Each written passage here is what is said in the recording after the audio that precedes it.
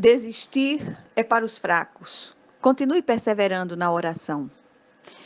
Então Jesus contou aos seus discípulos uma parábola para mostrar-lhes que eles deviam orar sempre e nunca desistir. Ele disse: em certa cidade havia um juiz que não temia a Deus, nem se importava com os homens. E havia naquela cidade uma viúva que se dirigia continuamente a ele, suplicando-lhe: faz-me justiça contra o meu adversário. Por algum tempo ele se recusou, mas finalmente disse a si mesmo: embora eu não tema a Deus e nem me importe com os homens, esta viúva está me aborrecendo. Vou fazer-lhe justiça para que ela não venha me importunar. E o Senhor continuou: ouçam o que diz o juiz injusto. Acaso Deus não fará justiça aos seus escolhidos que clamam a Ele dia e noite? Continuará fazendo-os esperar? Eu lhes digo que lhes fará justiça e depressa. Contudo, quando o Filho do Homem vier, encontrará fé na terra? Lucas 18, de 1 a 8. Lucas menciona as viúvas mais frequentemente que os demais evangelistas. Apesar de Deus ter instruído seu povo a cuidar das viúvas, naquela época era extremamente difícil essas mulheres se sustentarem.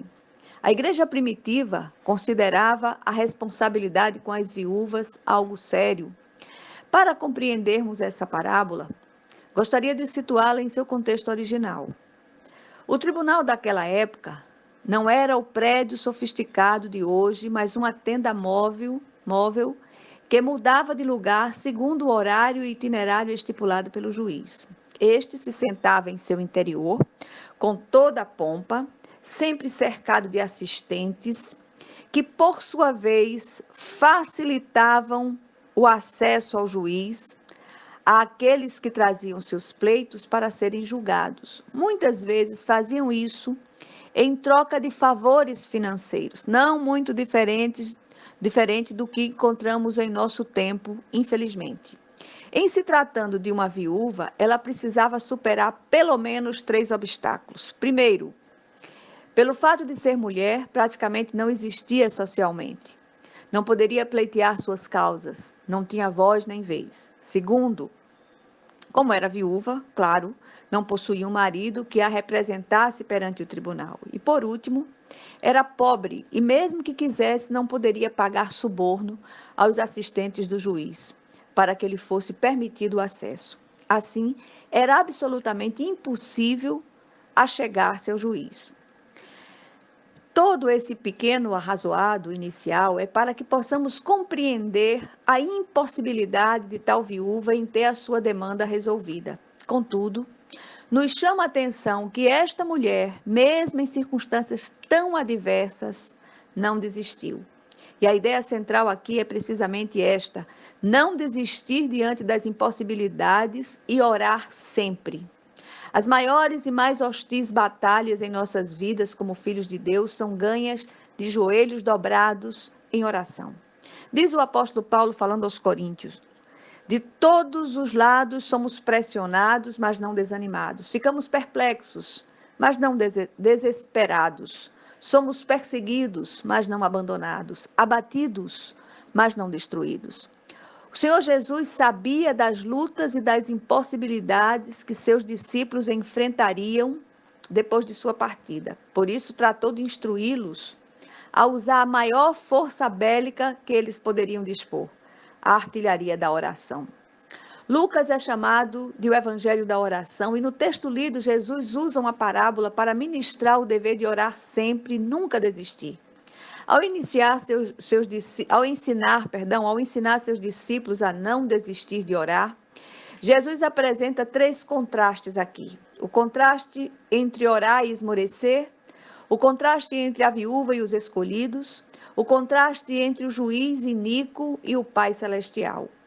O termo esmorecer descreve alguém que perde as forças, o ânimo e fica ao ponto de desistir de lutar. Na verdade, o termo original fala de alguém prestes a desmaiar. E é assim que nos sentimos em determinadas situações em que não conseguimos ver saída.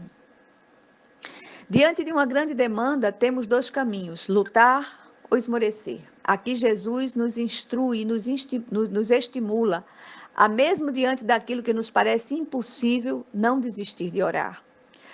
Porque orar é sempre a saída. O que significa orar sempre ou orar sem cessar? A oração vai muito além das palavras que nos saem dos lábios. Ela expressa o anseio do nosso coração e o coração do fiel sempre anseia por algo de Deus.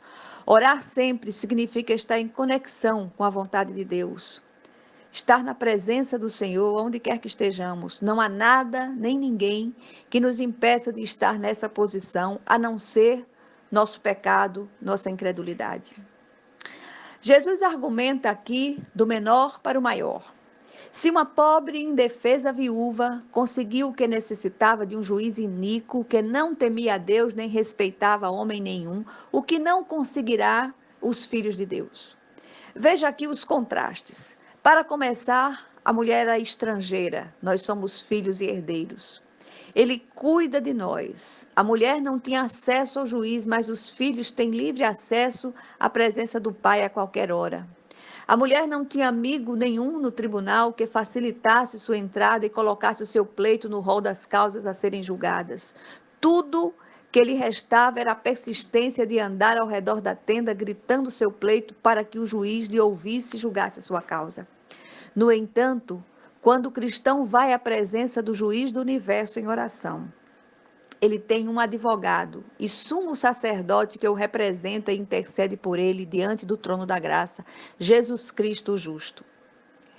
Deus não é como esse juiz, antes ele é um pai amoroso que atenta para as nossas necessidades e súplicas quando buscamos de todo o coração. Aquele juiz atendeu a viúva por medo que ela o molestasse com a importunação. Deus nos atende porque se torna galardoador dos que o buscam. Embora muitas vezes Deus pareça demorado em nos responder, essa aparente demora de Deus não significa falta de ação ou atenção, mas sim preparação para o que realmente necessitamos. Às vezes a aparente demora de Deus faz parte da resposta. Enquanto Ele prepara a resposta, Ele nos prepara para recebê-la. Ele usa todos os meios, fazendo-os cooperarem com os seus divinos propósitos para nós.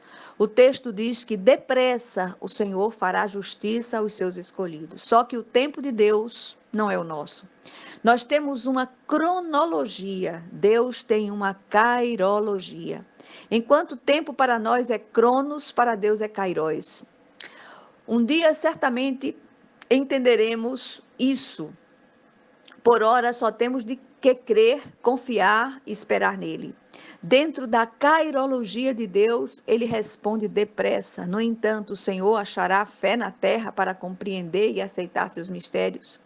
Meditemos sobre isto e não desistamos de batalhar em oração sempre. Em nome de Jesus Cristo. Amém.